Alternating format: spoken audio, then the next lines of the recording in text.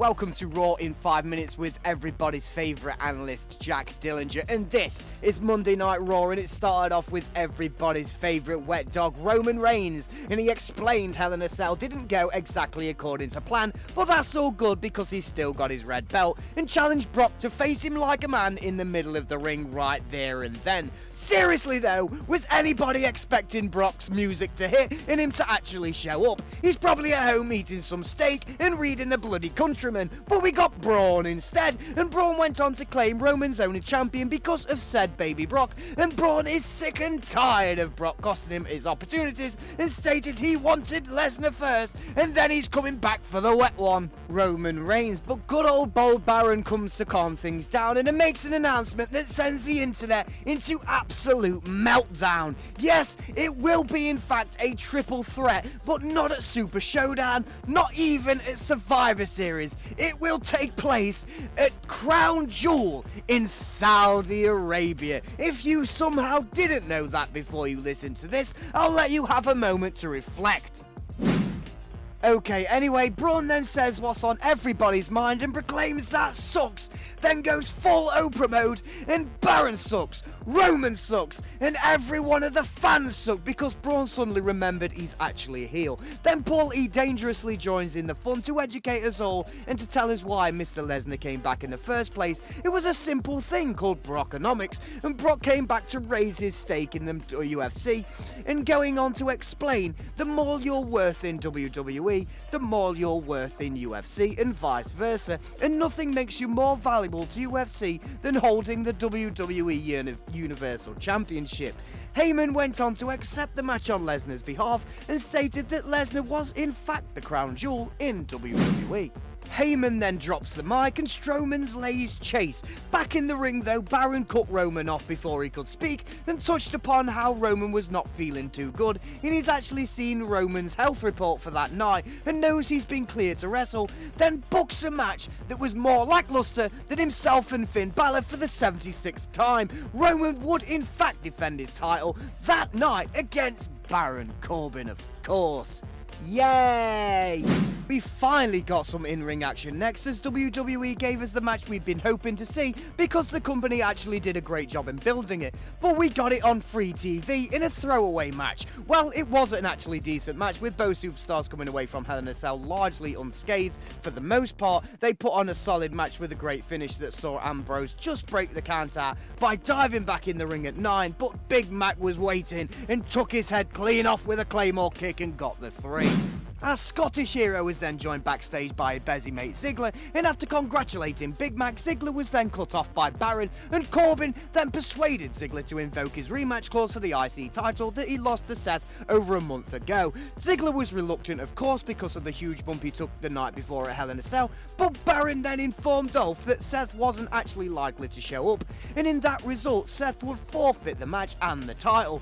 Dolph loved the idea and accepts it right on the spot. Next up we get the Bella Twins and Natalya, who is congratulating Ronda Rousey on her win against Alexa Bliss at Hell in a Cell, but Ronda then confesses she doesn't actually know how to open an open challenge. Natalya, being her best friend, explains to her and states that's how the guys do it, and Ronda then proclaims that she can beat anyone because she's got 2 arms. Yes, that went over my head too. Ready, Willing and Glorious is up next, but with one-on-one singles action as Chad took on Victor of the Ascension. With Gable picking up the win, it was another good showing for our Chad, and the fans are really starting to get behind the young stud. The only point worth noting though is that Connor tried getting involved in the match, but Gable took care of him before Bobby could even get his robe off. Seth is here! Next up, The Undertaker is here and cuts a promo that nearly lasts as long as the show itself. After 25 minutes of Taker rambling on, he finally manages to get to the point and says his brother Kane has taken a break from being the big red guff and will be in his corner for the match against the Game of Games at Super Showdown.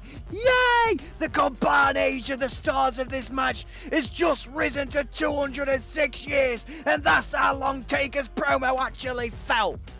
Little bit of backstories came out there. Bayley then had a match with Dana Brooke again, but this time she was done with Titus Worldwide and put an okayish match that opened a few eyes maybe a little.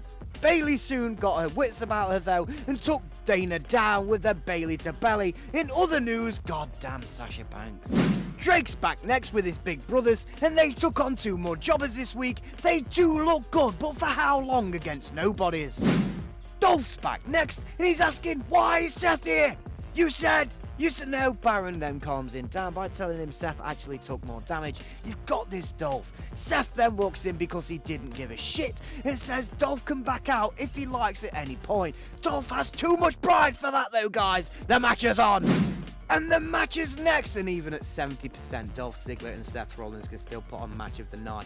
Both superstars continue to show how bad they were feeling from the night before, with another excellent finish that saw Seth hit a superplex, but Dolph rolled down his back from the Falcon Arrow onto his knees, setting up the curb stomp. Just bloody brilliant. Seriously, can these two have a bad match?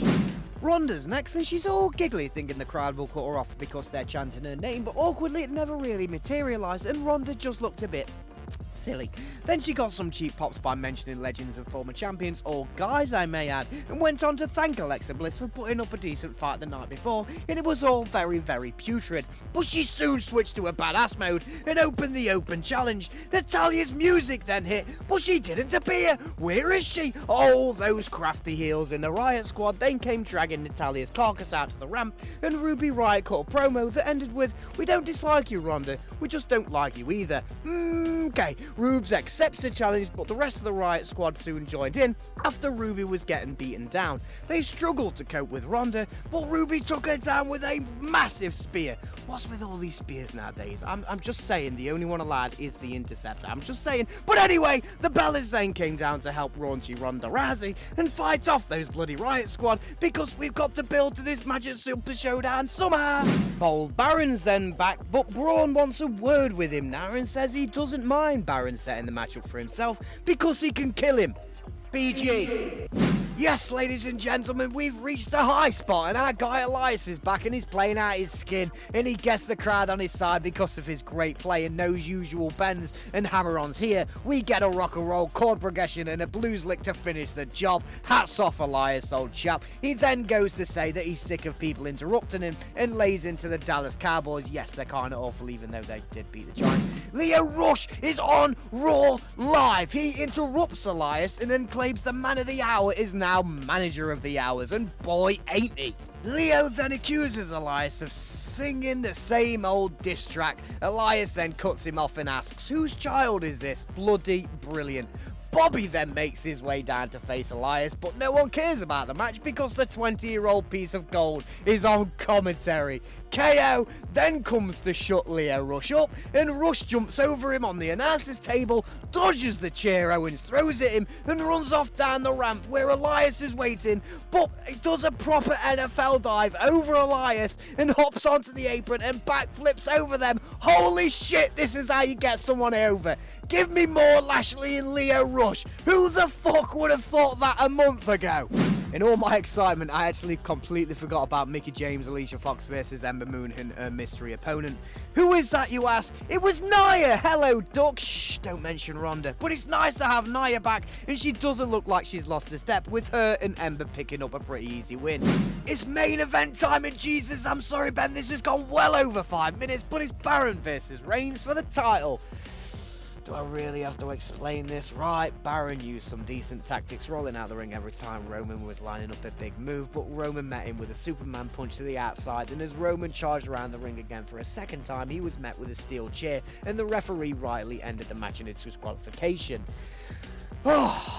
But Baron abused his power again and started the match for a second time, but this time it was a no disqualification match. But as Roman outsmarted the Lone Wolf as picked up the steel chair, Braun's music hit and he came marching to the ring, and after a short beatdown, Roman invaded Strowman, and whilst everyone was thinking, no, not more Super Roman booking, Corbin then pounces and Roman goes to throw him into the turnbuckles, but Corbin slides out and back in. Roman dodges it but get caught with a massive deep six that had everybody, including this guy, thinking surely not. We were right. It was a 2 count. The Dogs of War then came out to help Baron Corbin and beat down Reigns a little bit more, but it's the Shield! Seth and Dean clean up whilst Roman finishes off Corbin with another spear. How many spears is there in the company at this minute in time?